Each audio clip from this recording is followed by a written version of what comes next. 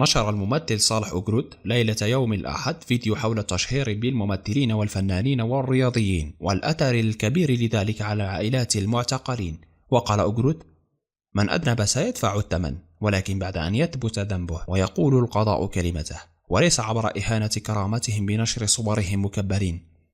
وأضاف أوغرود: الأمر لم يمس بكرامة كمال بوعكاز فقط، بل بكل الفنانين وأنا منهم. ودعا أوغرود لنبذ التفرقة بين الجزائريين والدعوة للتسامح، مكررا تنديده بالتشهير بالفنانين والذي وصفه بطريقة المعاملة الغير اللبقة. كما نشر محمد خساني عشية يوم الأحد فيديو عبر منصات التواصل الاجتماعي يستنكر فيه التشهير الذي راحت ضحيته شخصية فنية وصحفيين. وقال خساني: ما قامت به قناة النهار لا يتقبله لا قلب ولا عقل، في إشارة لحملة التشهير التي تطال عددا من الفنانين والصحفيين. وطلب خساني من زملائه الفنانين كسر حاجز الصمت والاقتداء بالفنان والمخرج المعروف عبد القادر جريو، والتعبير عن رفضهم للمس بكرامة الفنانين والصحفيين.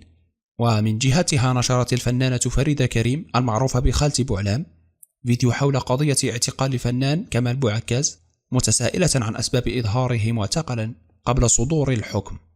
وقالت: الفنانين المحقورين وقلبي يبكي دما.